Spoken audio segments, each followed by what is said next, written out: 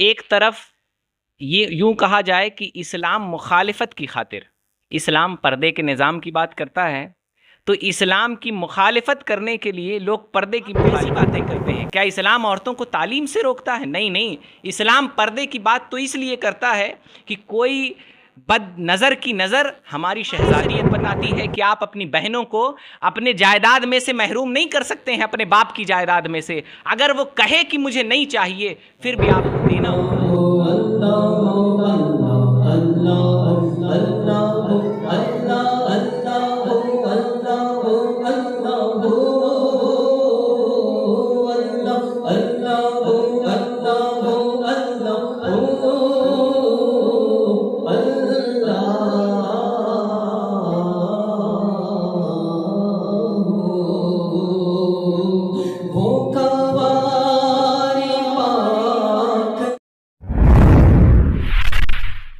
صبح طیبہ میں ہوئی بٹتا ہے باڑا نور کا، صدقہ لینے نور کا آیا ہے تارا نور کا، میل سے کس درجہ ہے ستھرا وہ پتلا نور کا، ہے گلے میں آج تک کورا ہی کرتا نور کا، ہے گلے میں آج تک کورا ہی کرتا نور کا۔ ناظرین کرام، میں آپ کا میزبان محمد انس قادری، آپ دیکھ رہے ہیں دستک ٹوڈے پر ربیع الاول کی خاص پیشکش صبح طیبہ میں ہوئی۔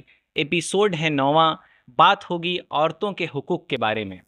آج معاشرہ عورتوں کے حقوق کے بارے میں افراط و تفریط کا قائل ہے۔ ایک طرف یہ یوں کہا جائے کہ اسلام مخالفت کی خاطر، اسلام پردے کے نظام کی بات کرتا ہے، تو اسلام کی مخالفت کرنے کے لیے لوگ پردے کی مخالفت کرتے ہیں۔ شرم، حیا یہ فطری جوہر ہے۔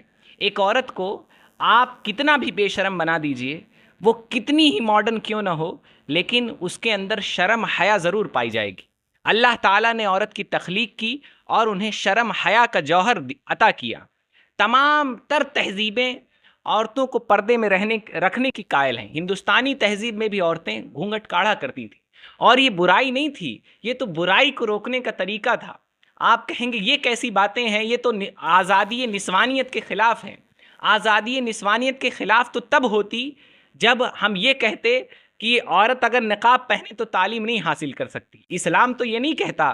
دیکھیں مسلمانوں کی ماں حضرت عائشہ رضی اللہ تعالی عنہا فقیہہ ہیں، اور ایسی فقیہہ کہ علماء فرماتے ہیں حضرت آدم سے لے کر نبی علیہ السلام تک کوئی اتنی بڑی فقیہہ، اور اس زمانے تک کہوں اور یوں کہوں کہ قیامت تک کوئی اتنی بڑی فقیہہ عورتوں میں پیدا نہیں ہوئی۔ آپ کیسی باتیں کرتے ہیں؟ کیا اسلام عورتوں کو تعلیم سے روکتا ہے؟ نہیں نہیں، اسلام پردے کی بات تو اس لیے کرتا ہے کہ کوئی بد نظر کی نظر ہماری شہزادیوں پر نہ پڑے، کوئی بد نیت رکھنے والے کی نظر ہماری شہزادیوں پر نہ پڑے۔ پردہ تو حجاب ہے، اور حجاب کا مطلب ہوتا ہے رکاوٹ۔ اگر کوئی شخص آپ کی بہن بیٹیوں کو دیکھ رہا ہے تو آپ یہ نہیں کہہ سکتے وہ کس نیت کے ساتھ دیکھ رہا ہے۔ ہم اس کے دل پر قابو نہیں رکھ سکتے، اور اگر وہ نظر پڑے ہی نہ تو اس کے خیال بگڑے ہی نہ۔ اس لیے دین اسلام پردے کا حکم دیتا ہے۔ لیکن میں نے کہا شروع میں کہ آج معاشرہ افراط و تفریط کا شکار ہے۔ ایک کہتا ہے کہ کیا کرو، عورتوں کو بالکل جیسے چاہیں ویسے جئیں، ان پر کوئی پابندی نہیں ہونی چاہیے۔ اور ایک معاشرہ وہ بھی تھا جو عورتوں کو زندہ درگور کر دیتا تھا۔ نبی علیہ السلام جب عرب کی سرزمین پر آئے، آپ معاشرے کا جائزہ لیں، عرب والے جب بیٹیاں پیدا ہوتی تھی تو زندہ دفن کر دیتے تھے۔ گھروں میں جب امیر کے گھر میں بیٹی پیدا ہوتی تھی تو وہ زندہ دفن کر دیتا تھا۔ وہ نہیں چاہتا تھا کہ میں کسی کا سسر بنوں، بھائی نہیں چاہتا تھا کہ میں کسی کا سالہ کہلاؤں، میری بہن سے کوئی شادی کرے، میرا کوئی جیجا بنے۔ اور ہندوستان کا کیا عالم تھا؟ ستی پرتھا یہاں تھی، چتاؤں پہ عورتوں کو جلا دیا جاتا تھا۔ یورپین کنٹریز کا کیا معاملہ تھا جو آج فیمینزم کی آواز بننے کی کوشش کر رہے ہیں؟ تو یورپین کنٹریز کا معاملہ یہ تھا کہ عورت کو مالکانہ حق نہیں دیا جاتا تھا، عورت کسی چیز کی مالک نہیں ہو سکتی تھی، عورت کو یہ اختیار نہیں تھا کہ اس کے نام زمینیں رجسٹرڈ ہوں، عورت کو یہ اختیار نہیں تھا کہ اس کے پاس مال و دولت ہو، زیورات ہوں، پیسے ہوں۔ نبی علیہ السلام دنیا میں تشریف لائے، جو دہیج کا سامان بچیوں کو دیا جاتا ہے، ایسے تو دین اسلام اس کے خلاف ہے، لیکن جو تحفتاً ماں باپ دیتے ہیں हमारी शरीयत कहती है कि उसकी मालिक औरत है, शौहर बगैर पूछे उसका इस्तेमाल नहीं कर सकता। हमारी शरीयत बताती है कि आप अपनी बहनों को अपने जायदाद में से महरूम नहीं कर सकते हैं, अपने बाप की जायदाद में से। अगर वो कहे कि मुझे नहीं चाहिए, फिर भी आपको देना होगा, क्योंकि वो शरई हक है, उसके माफ़ करने से भी नहीं होगा। हाँ, आप उसको दे दीजिए, वो मालिक बन गई, अब जो चाहे करे। दीन इस्लाम ने हमें औरतों के हुकूक सिखाए हैं, दीन इस्लाम ने हमें औरतों के बारे में तालीम दी है, लेकिन आज भोली भाली औरतों को फेमिनिज़म के नाम पर बहकाया जा रहा है। फेमिनिज़म क्या है? आपको बेहया करने का एक तरीका है, आपको बेशरम करने का एक तरीका है। दीन इस्लाम आपको पर्दे में रखता है, आपको अंधेरे में नहीं रखता।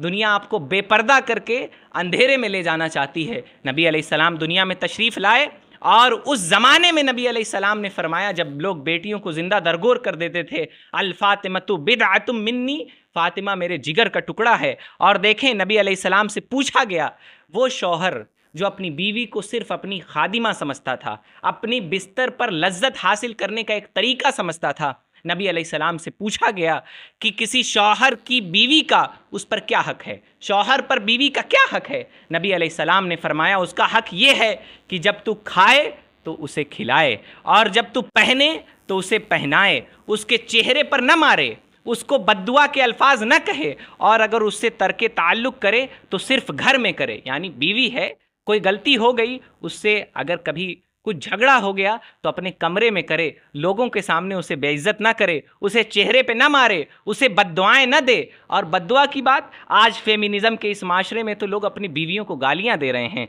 लोग बच्चियों को जानवरों की तरह पीट रहे हैं। वजह क्या है? आज लोग रसूलुल्लाह की तालीम को रूढ़िवादी समझते हैं, आज लोग रसूलुल्लाह की तालीम को पुराना समझते हैं। ऐसा नहीं है। ये वही लोग कहते हैं जिन्होंने दीन इस्लाम नहीं पढ़ा है। अगर वो पढ़े होते तो दीन इस्लाम के कवानीन को अपनी ज़िंदगी में उतारते। हमारा पैगाम यही है कि रसूलुल्लाह की सीरत पढ़ें, रसूलुल्लाह के पैगाम पढ़ें, रसूलुल्लाह के लाए हुए अहकामात पढ़ें और उसे अपनी ज़िंदगी में उतारें, ताकि आपकी ज़िंदगी और आखिरत कामयाब हो सके। हमारी सीरीज़ के इन वीडियोस को लाइक करें, शेयर करें, हमारे चैनल को सब्सक्राइब करें, ताकि ये पैगाम उम्मत के हर फ़र्द तक पहुंच सके। अपने करीबी लोगों से चैनल को सब्सक्राइब करवाने की ज़हमत गवारा करें। मैं आपका मेज़बान मोहम्मद अनस कादरी, दस्तक टुडे गोरखपुर।